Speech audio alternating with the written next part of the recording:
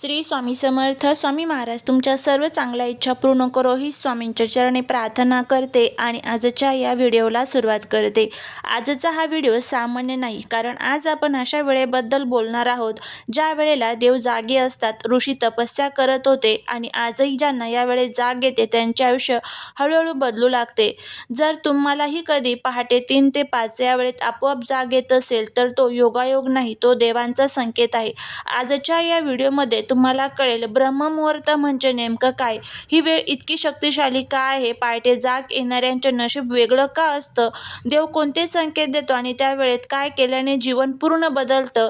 त्यामुळे हा व्हिडिओ शेवटपर्यंत पहा, कारण शेवटी सांगितलेला एक नियम तुमचं संपूर्ण आयुष्य बदलू शकतो. आणि व्हिडिओ जर आवडला तर लाईक करा, चॅनलवरती नवीन असाल तर शेअर करा, सबस्क्राईब करा आणि कमेंटमध्ये जय माता लक्ष्मी लिहायला अजिबात विसरू नका, जेणेकरून माता लक्ष्मीची तुमच्या कुटुंबावरती अगदी भरभरून अशी कृपा होईल. ब्रह्ममुहूर्त म्हणजे काय? सूर्योदयाच्या आधी साधारण 1 तास 36 मिनिटांचा काळ म्हणजे साधारण पहाटे 3:30 ते 5 हा काळ म्हणजे ब्रह्ममुहूर्त असतो.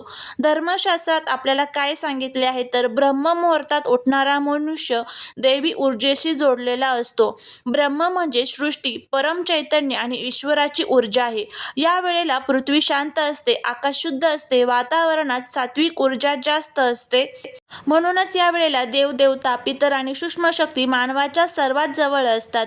पूर्वीचे सर्व महान ऋषी वाल्मिकी, व्यास, वशिष्ठ, नारद हे सगळे ब्रह्ममुहूर्तातच तप, ध्यान, जप करत असतात. कारण या वेळेला केलेली साधना ही 100 पट फलदायी जास्त प्रमाणामध्ये असते.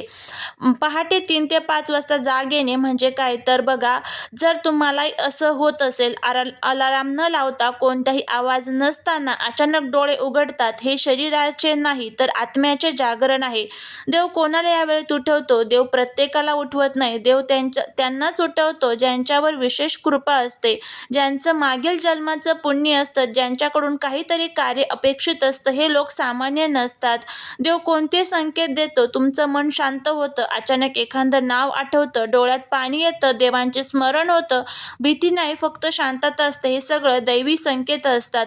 स्त्रियांसाठी विशेष संकेत या काळामध्ये दिले जातात. अनेक महिलांना पहाटे अचानक जाग येते, याचा अर्थ देवीची कृपा, कुलदेवतेचा संदेश, घरातील दोष दूर होण्याची वेळ आहे. अशा स्त्रियांनी ही वेळ वाया घालवू नये.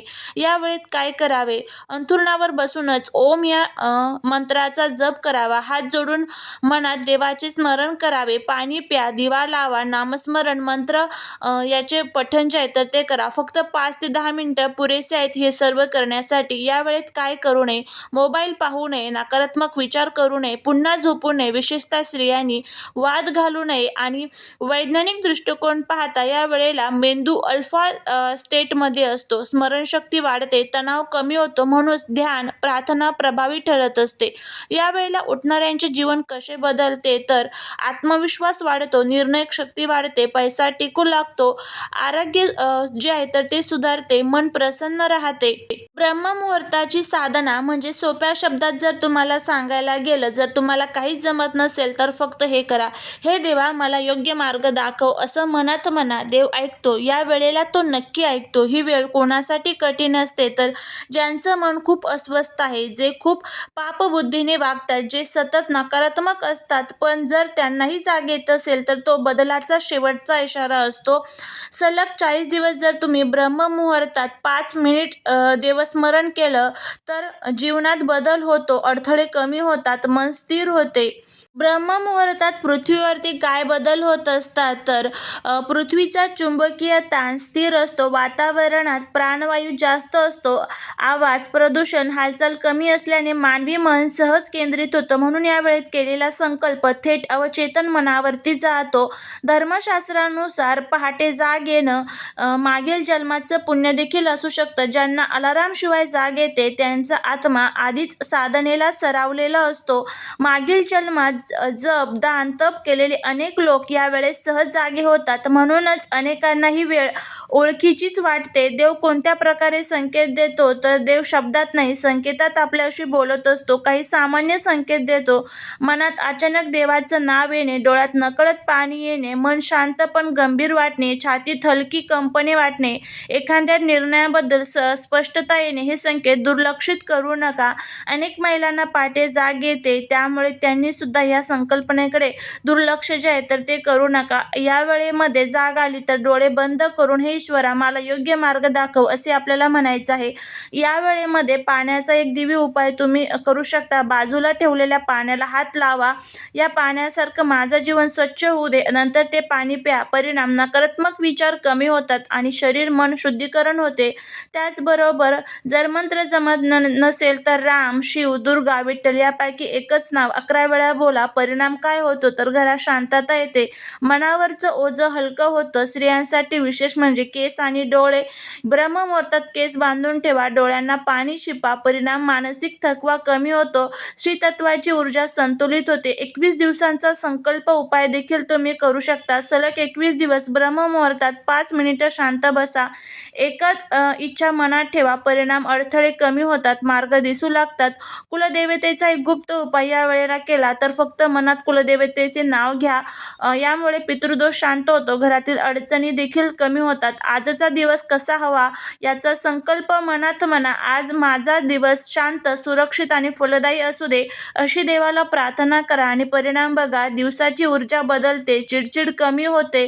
ब्रह्ममुहूर्तात घातक चुका आपल्याला टाळायच्या असतात. ज्या अगोदरही तुम्हाला सांगितलं की लगेच मोबाईल पाहू नका, सोशल मीडिया, पुन्हा झोपणे, वाईट स्वप्न आठवून घाबरणे या चुका झाल्या तर देवाचा संकेत दुर्लक्षित होतो.